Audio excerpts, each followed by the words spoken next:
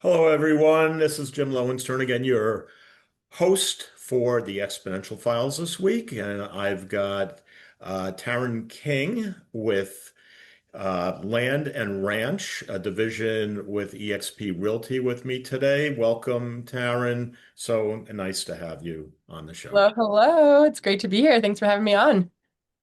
So let's just get right into everything about everything. You started your career maybe in the Boston area. I know you're from Boston originally. Talk Indeed. talk about the early days of real estate for Uh, Taryn. Funny enough, it's actually this week, the week of February 15th, 12 years ago is when I first got my license in Boston. Sure enough. And I was living in my mother's attic, young 20s, kind of. I think I had left a relationship, didn't know what I was going to do with my life, and naturally got my real estate license to make some quick money and figure out what I was going to do with my life. And here we are, 12 years later. Life's kind of strange like that. You just never know. And I never intended on building a career selling horse properties. And yet, my first word, kind of life passion, was around horse properties in this land and ranch space. And the way kind of the twist and turns. You certainly don't have many horse properties in Boston, but I'm still selling real estate just now out here in Colorado and built a career entirely out in the horse property space. And now So we're doing, how many years in Boston, and then where did you head next?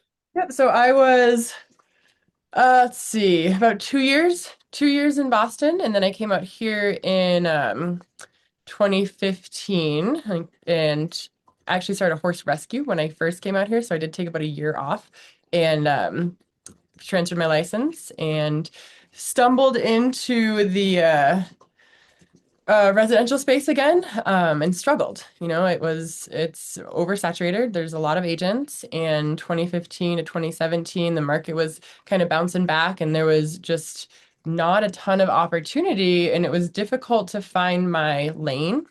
And I knew horses, right? That was my thing. I had a really organic network out here in Colorado of horse people, and I kept asking brokers or mentors, what about these horse properties or what about these high-end equestrian estates? Can I go do that? I continually heard no, like, no, not you, not yet, not now, Why not? because If they you were higher price points. And, a lot of them were in the, multi-million dollars. And there was this feeling of you need to prove yourself in the traditional residential space before you can go and niche down or handle larger transactions and really go that direction. And I've heard that from a lot of agents. And unfortunately, I listened to that for about 2 years and, dabbled here and there doing, probably about, I think I was doing maybe 3 to 4 mil a year, like just nothing that's going to change your life by any means and barely even be sustainable. And I also wasn't enjoying it. Were And you in an urban that was, environment yeah, or just residential. It was just outside of Denver. Yep. The nice okay. part about Denver, there's actually horse properties like 15 minutes outside of Denver. There are horse properties in these high-end estates that are truly in Denver. And that's what I kept kind of wanting to prospect towards. And I continually was told no until I stopped listening and gave myself permission to go after the properties and the people that I knew and that I really cared about. And that was about 2017, and that's when my business took off. Um, it's all history from there. Interesting. Okay, so I'm going to keep going back to Yeah, Boston because that's where your formative years as a broker started.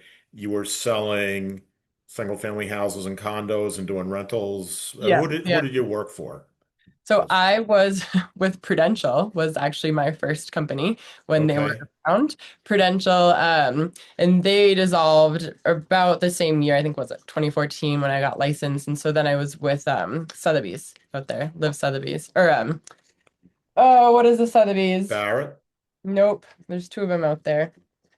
That's the other one. Unlimited, Sotheby's Unlimited. Nope. Oh, Nope. okay. Yep. Yeah, my old franchisees Okay, there you go. Yep, small world. that took the unlimited from Castles Unlimited. Oh, well, there you go. But Small live and learn. world. Never expected, okay, so I own the trademark Castles Unlimited. I didn't think that they would try, and I own the trademark Castles, but I Sure. never thought that they would try to continue with the name by just taking the unlimited part. There you Would go. have Well, written in that in the contract if I had known. full circle. All right. So that's interesting. And they were in Brookline, and you were in, yeah, okay, Yep. interesting. In JP. I was in JP for JP, yeah, and yes. I did a lot of rentals. I also knew that I didn't want to stay in Boston, so I wasn't as invested in building a longer career when in this space in sales. And that's one thing we were actually just talking about this earlier today. I do wish that there was more of a rental market out here in Denver. I think that Boston has a really unique ability to, again, build kind of a runway into sales with getting your feet wet and started in some cash. Not anymore, Town. Okay, well, that was, You're yeah, that was you're not 12 you're years not ago. getting the news feeds from the 12 Boston years Globe, ago. obviously. Yeah, no, interestingly enough, with all the things, I'll be polite about it. All the things that real estate agents are now dealing with, the Mm, governor of Massachusetts, Maura Healey, decided that real estate agents were evil. And well, the fact that they were making any money at all was really a horrible thing. oh So boy. now real estate agents basically can't get their fees or even pretty much half a fee from the tenant. Wow. Okay. Interesting. Yeah. Yeah, So that's something we're working through right now. I'm sure she'll get zero votes from realtors in the next election. exactly. Yeah, we don't have So any rental market out here in Denver. There's it just how's that possible? I mean, you are people, on your own. You're really on your own as a consumer. And, there's so is it a licensing no, thing? we are allowed to. There is no cohesive market. And there's like very few rentals are in the MLS, maybe on an executive level, these higher price points, but very few. And so we actually really don't have very much insight, and certainly not much more than the consumer does. So, they're basically listed by landowners or property management companies, and you find them on Facebook, Craigslist, sometimes Oh, Zillow. I, It's I really can't, is the I Wild can't West. believe I'm hearing this. Okay. All right. So let's get right into it. EXP luxury probably was the chicken Yep. before the egg, right? Yep. So I was with a few, I've been with a handful of companies over 12 years. Obviously Prudential, Sotheby's, KW, some of the smaller boutique brokerages out here. I did align with a boutique horse property brokerage out here.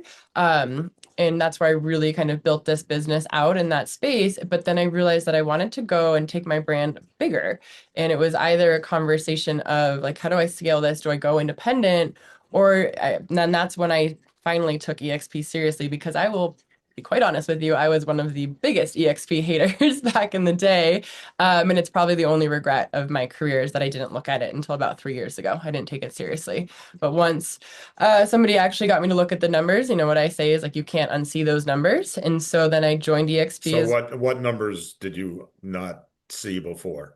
so there was from somebody who was talking about going independent and taking my business into my own independent brokerage, the liability, the overhead, those were big concerns for me. And I wasn't going to be able to scale nearly as quickly as I could on a platform that was built for this, right? Built to take my brand, which was very well established, and give it a foundation and a platform that I could essentially blow it up nationally, internationally without having to take on all of those additional expenses, licensing, just all the overhead. And then that conversation got me interested. Then I looked at, the caps and the rev share and the stock, and I said, wait a minute, like, what am I doing? Right?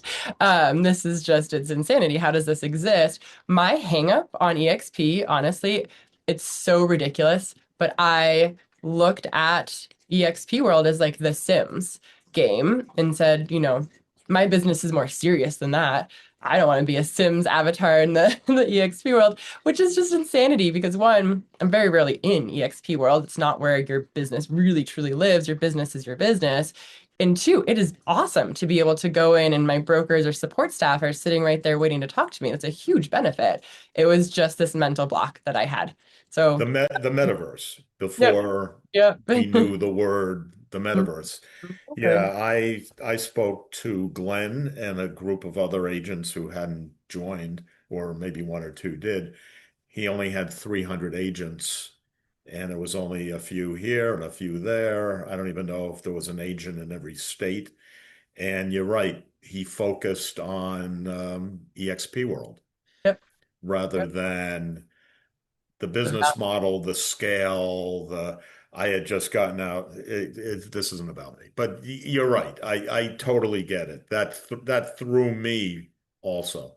Yep. And it was, you know, just the ego is really all it was, right? It was this ego that prevented me from really taking those blinders off and looking at an opportunity for what it was. Also, the logo back then was Yeah, something that's less true. than to be desired. Sure. That kind of wasn't it like a key from the laptop that, and it was a weird orange, and Yeah, yeah. it was the orange that got me. Yeah. Yeah, the logo really has come a long way. I was like, Let's we've put come a it. long way, right? We've come a long way now. Indeed. So that was 3 years ago, just about. I did not know about Land and Ranch when I joined. Like I said, I was strictly looking for something that I could scale my personal brand and business, and I had a team at the time. I joined and quickly dissolved the team because I was spending a lot of time and money for other people to make that money and Right. leaned into rev share because what I really loved was helping other agents, was mentoring, was I love marketing, I love branding.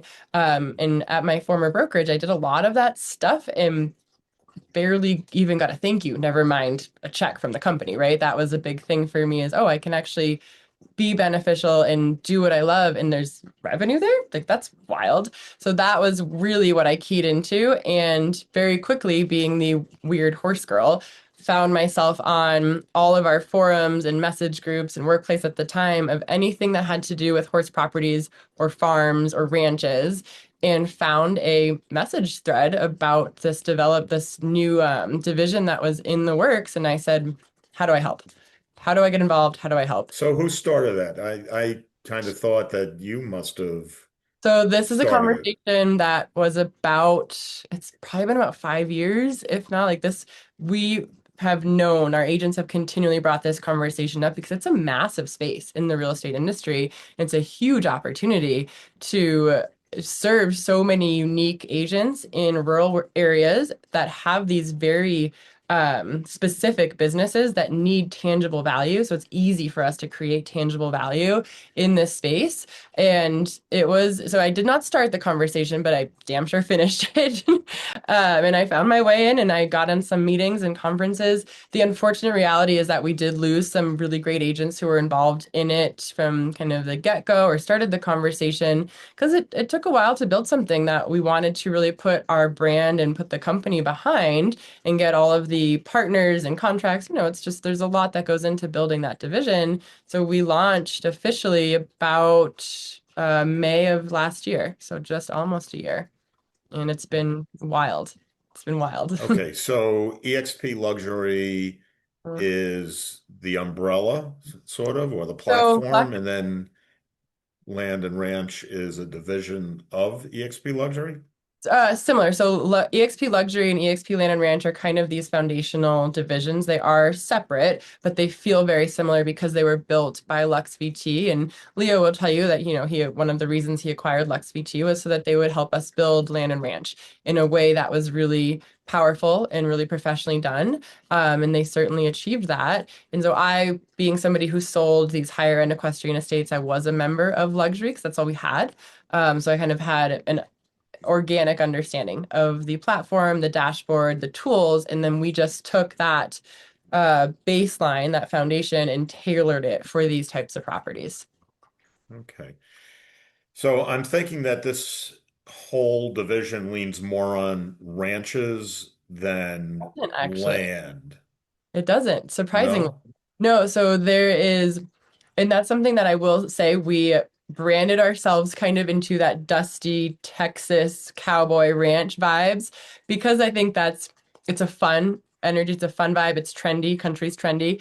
And unfortunately, there is that perception that we are just ranches, right? That we're these kind of larger ranches or larger acreage. We have agents who are doing commercial development, land acquisitions, solar farms, small, less than an acre properties, inner city, vacant lots, 100% that falls under the land and ranch. So I'm really this year leaning into the and of the land and ranch division because I do horse properties, right? But so many of our other agents have never touched a horse property. We have agents who are doing 100 plus just straight land transactions. We have agents who are doing, selling vineyards out in California. We have agents who are selling data center properties for data centers.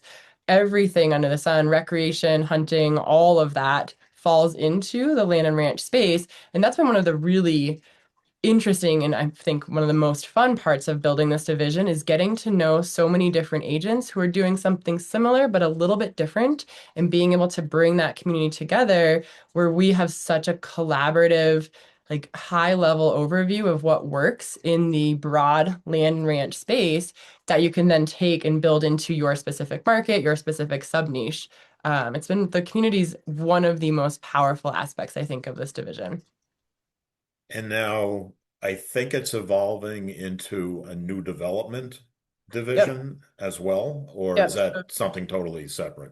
So it is kind of in line with. So there's also the sports and entertainment that was launched. Then there's the new development that is launching. March 3rd is our launch call for that.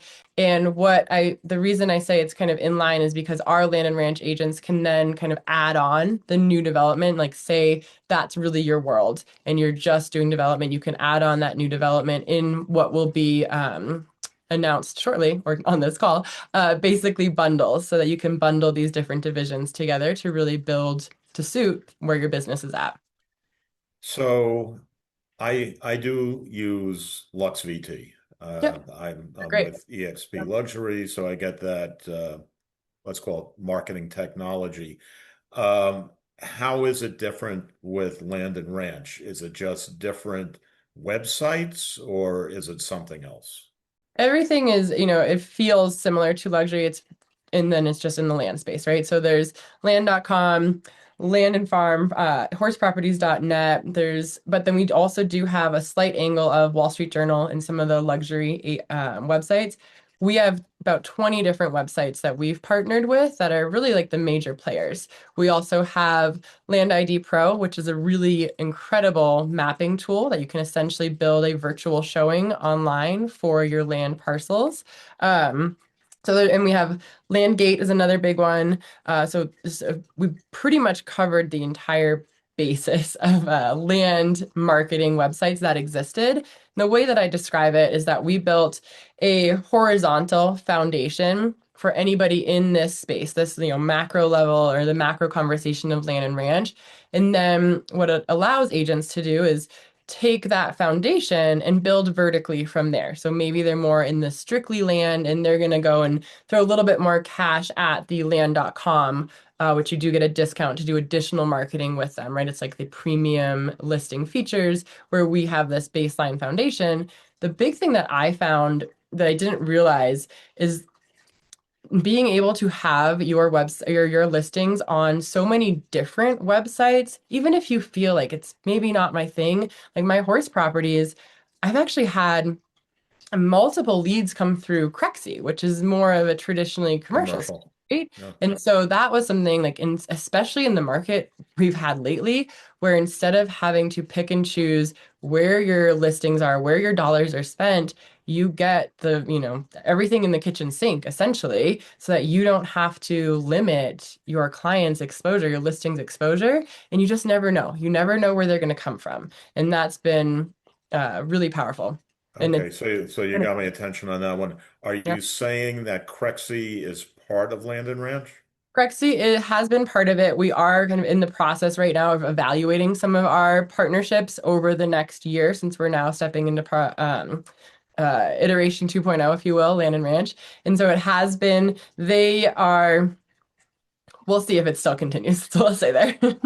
We'll see. Okay. We have really high standards for what we want our partners to be able and like syndicate quickly and have really high level experience for land and ranch agents. And if our partners can't deliver, we're not going to stay partnered with them. Not to say anything poorly about Crexie, but we want to make sure across the board that we're delivering for what our agents need. What about like LoopNet? Is that So that something? and that's a conversation that we're pushing on. Yep. So we are that's the fun part about this is we're just building it and it's very much a startup and we're just listening to what our agents need and then we're going out and finding it and we have the power of the number one independent brokerage behind us to have to start these conversations in a really tangible way.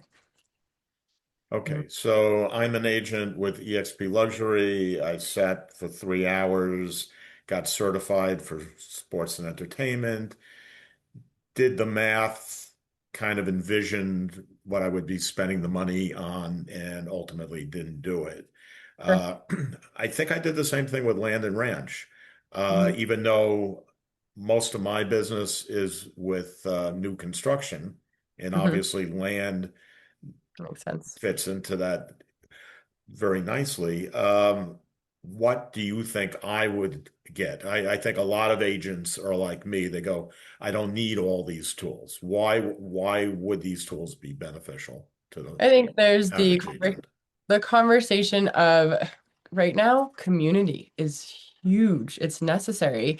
And I actually just had our Land and Ranch Mastermind call this morning. We meet every Tuesday. These are agents who I've been, and I commended our agents on the number of referrals that we've actually sent out in this community. So we have built, right, from a kind of a corporate perspective, a really robust toolkit that I was excited about. And I'm very much not a fluffy person. Like I don't want, a headshot and a logo. I wanted tools that would actually make a difference in my business. And we built that. And what I didn't expect, like I mentioned, was the community aspect. So not only the referrals, but like we just did a deep dive on pricing these unique properties. And especially in today's market conditions, like how do you price these properties when you don't have any comps and the market's currently shifting? And then I will say, I mean, uh, I've said this before on record. We have the same price points as luxury. We just have a lot more fun doing it. And so my average price point is 1.5. I'm right now I've got a 4.8 million dollar listing. My one of my brand new agents, that's her first listing. She's a $4.8 million listing right out the gate. And that's the power of when you have the ability to step into this land and ranch space with a community and the support behind you. You don't have to have it all figured out. Like I had to figure it out on my own. We built what I call a runway into this space where you can walk in as a brand new agent and go after some really big listings and know that you can handle them in a really professional way. And like you are aware with the luxury division, the listing or the seller marketing kit, that instant listing presentation, that is one of my most favorite tools. It's so simple, but we have agents who take that, print it off, send it to expired listings, 5 million, 10 million, $20 million listing appointment, one mailer. That's pretty cool. That means something. It's definitely a great tool. I'm surprised it isn't mentioned more, Yeah. but I think part of it is that it's open to all agents at all companies, and they don't want to brand it sort of as an EXP owned tool, thinking that maybe agents at other companies wouldn't use it then. From Lux VT's per standpoint. Sure. Yeah. Yeah, and what I will say about that is because in the land and ranch space, and when I mentioned that it's almost easier to build value for our land and ranch agents over luxury because our agents or our consumers are looking on all of these websites. They're on land.com, they're on horseproperties.net, so they know them, and they also expect their listings to be on those websites. In a way, I think more so than luxury. Luxury does have, it's kind of it's an added benefit, it's a clout, but I don't think it's looked at as necessary the same way that land and ranch consumers are. And so when you can walk into an expired listing or a listing presentation, you can show your clients versus tell them. It grounds that conversation in a very real way for them where they say, well, you're obviously the ones I have to go with, right? And that's happening across the board. Somehow I get a magazine, and I think it's called Land and Ranch. Yeah, And there's a farm and ranch magazine. Farm and Ranch. Yeah, It's a great magazine. I yeah, it's love it. great. I have one in my kitchen right now. So as an agent that loves new construction, what should I be doing with a division like Land and Ranch to get properties that can be subdivided into new housing, let's say? So that's been another, I'm going to point to the unexpected or intrinsic benefits of the division of what we've built. Over the last year, we have had some really large players in the acquisition space or investment space approach us because of what we're doing. And so that has actually afforded our agents massive opportunities with some of those partners that are just organic conversations that came about through the players we have in this community that we like I just connected one of our agents out here in Colorado with this acquisitions partner, and in a matter like I think the first 2 weeks of working with him, she had 12 listings. And so that's something that that means something to an agent who wants to step into that space is the community and the connections and the network that you can plug into or like immediately. That's huge. So I hear a lot about families that have been farming, let's say, for generations, and they're losing their farms because of, I'm not even sure. Is it tariffs or taxes or the business has just changed or what's So going on? so you've heard of the great wealth transfer, right? The great Yeah. wealth transfer from boomer generation. Yeah. Alongside that is a great land transfer that has not had nearly as much publicity on it. But over the next 2 decades, there are about 400 million acres of land that are farm and ranch land that are going to be up for grabs.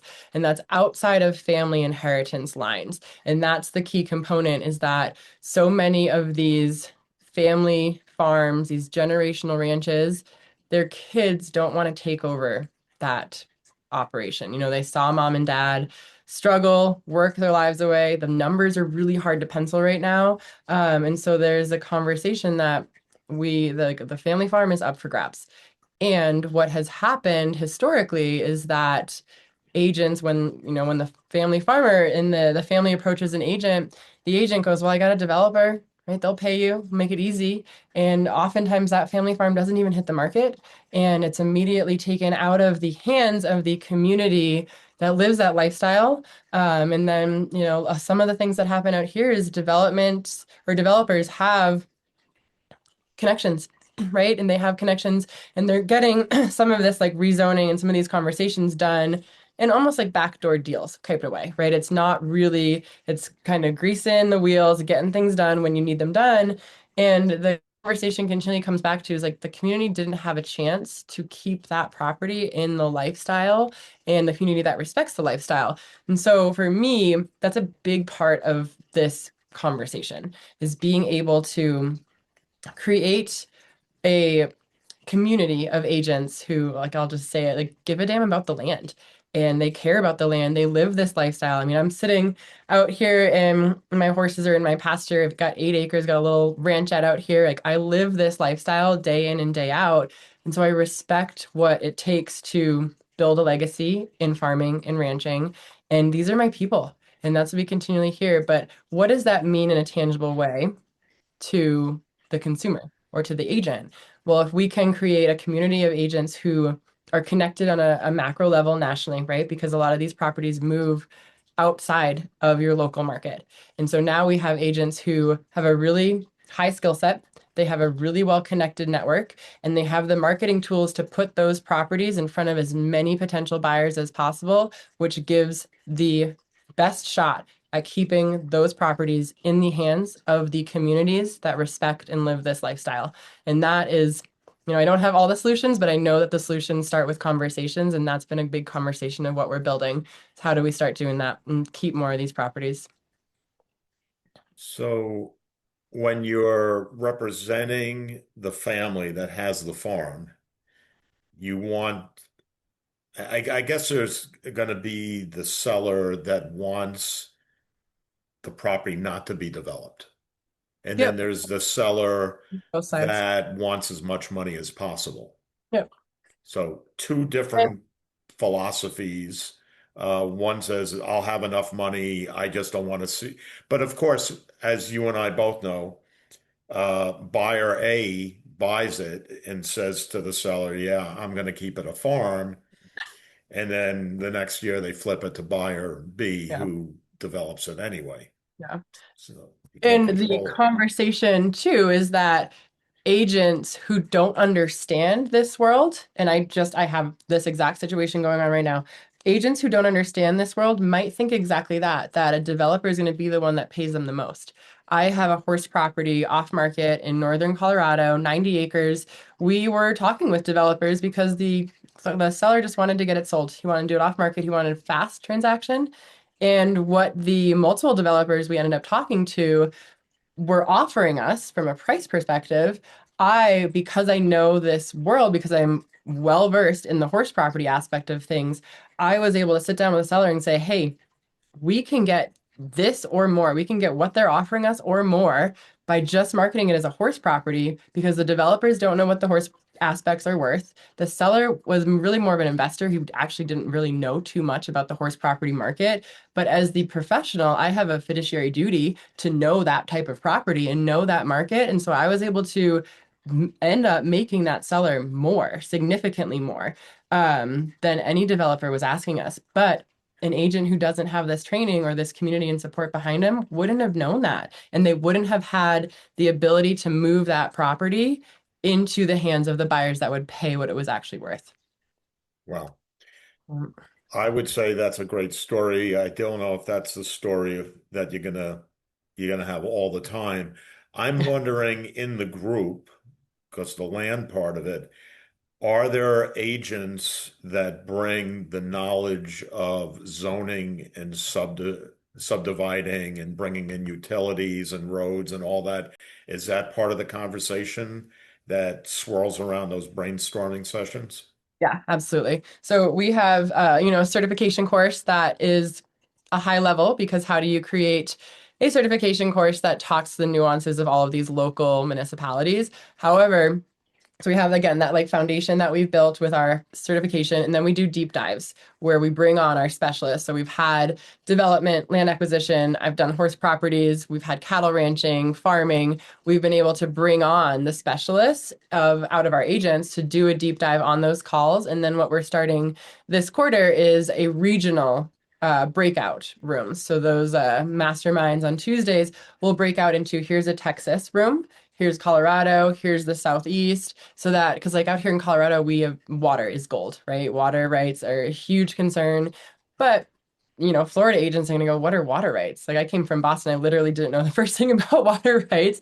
And so that's why we want to continue to elevate the skill set, continue to make sure that our agents are as prepared as possible in these conversations. So zoning and the process and all of the nuances regionally or state by state are absolutely part of the conversation because they have to be. They have to be. Mhm. Well, this has been great. I really appreciate you coming on the podcast today, Taryn. And I just want to tell everyone, if you want to speak to Taryn directly, we're having a training on the 10th of March called the Winter Symposium.